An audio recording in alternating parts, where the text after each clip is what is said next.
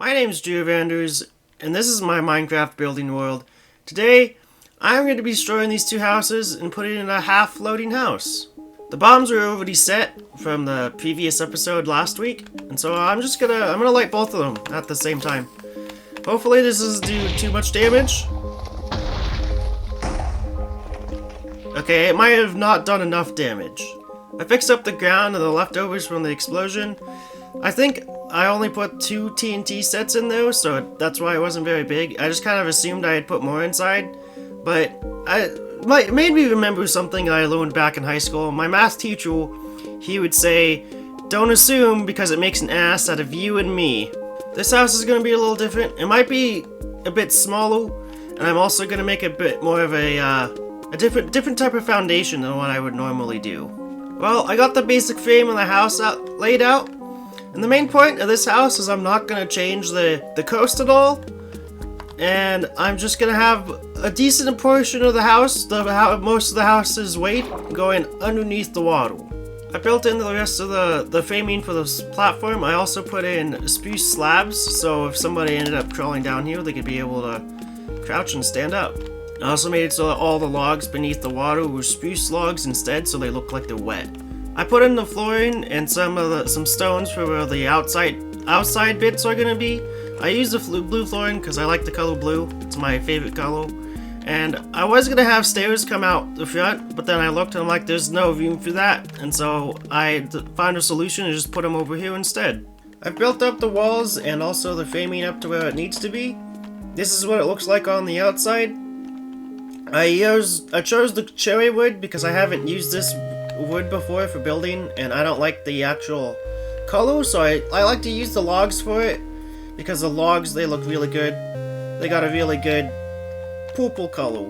I've put in the next set of framing and the flooring on the second floor and the stairs. I put them over here because this is a good spot for stairs because it's right next to the front door. All stairs should be close to the front door. If not, they're put in wrong. I put in some bone blocks for the main base for the white part of the second floor. And this is the floor layout for the second floor. I was gonna have this guy be much smaller, but then I thought, well, I mean, if this one's gonna be this big, this one might as well be as well, so I just took out of the master bedroom. And now the master bedroom is mostly a hall and then a room back in there. It's still the biggest bedroom, but it's not as big as it could have been. That's just so that they don't show favoritism towards their children, because like, oh, you get the tiny room. My room's twice as big as yours. That's what it would be like. I also left a little spot over here that you could hardcore parkour into. I tested it. There's 2 ways you can do it. You can try and run over towards it, or you could jump through the window and try and get off the window and jump into it. The issue with that is that this is too high and it's difficult to get that jump off of it, and it's also hard to not hit this corner to get past into that area over there. Not that you would need to get back in over there at all. It's just a hardcore parkour spot. I finished the roof. I used the prismarine, whatever this is, the prismarine blocks, the underwater stuff, and I realize it changes color constantly, so it flips between this shade of green that's on the bridge and the shade of blue that is also on the bridge. And I honestly like the blue color better because I picked a separate color because I didn't want it to be right next to 2 houses that had the same color. But I mean, technically it changes color, so half the time it's a separate color, and the other half of the time it isn't.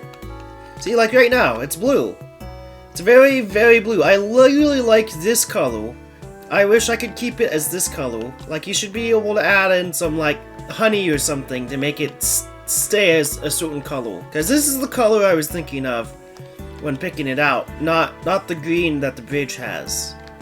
Or the whatever house this is. The fisherman's house? Yeah, that's what it is. I also put in the ceiling on the inside, and I use the crimson stairs for it as well, and I also built up the rest of the bone blocks up. Now it's time to do texturing. A few moments later. I finished texturing everything on the building. However, I do think that the hardest part of texturing is being able to find the right blocks to texture with, not actually placing down the blocks in a random order. And this is a good example of using bone blocks and quartz pillar, because there's a lot of white blocks, but there's not a lot of good white blocks to go with bone. Also, another really good example of this is a cherry wood. There is not very many dark purples in the game. The closest colors are literally black terracotta and nether bricks and chiseled nether bricks and the cracked nether bricks, but I didn't use cracked nether bricks because there wasn't a whole lot of texture and options for this color.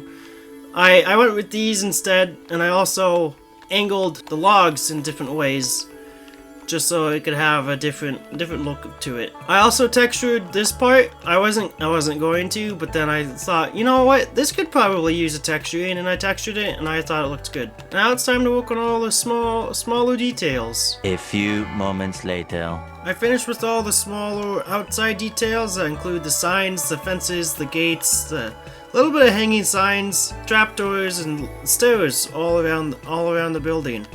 And I decided to change it up a little bit, and instead of, because the stripped spruce log and the oak logs, the color's so similar, I decided in the center here to put the stripped spruce logs instead. And over here on their outside porch, where there's not connected to the stairs, or there's no roof above it, I decided to put in hanging signs all around it as like a fence.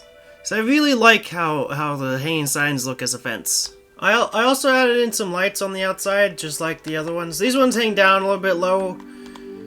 These balls hang low. I've completed the inside details of this house. Isn't a whole lot. You know, they got a little dining room right here. Most of this room.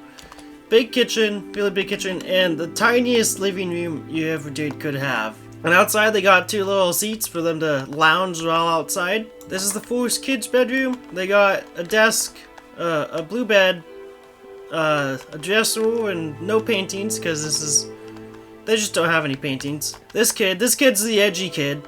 He has a black bed and the wither painting. And the parents' bedroom, they got a lot of paintings in here, more than anybody else ever should really have. Well, I mean, it's not that bad, but I mean, they got paintings in here. They got their bed set, two mushrooms. I don't know why they got mushrooms. They might be drug users. And they also got a desk and a computer. I hope you guys enjoyed me watching me build this building today in Minecraft. If you did, please leave a like. It'd be fantastic if you gave me a sub sandwich. I'll see you guys later, and goodbye.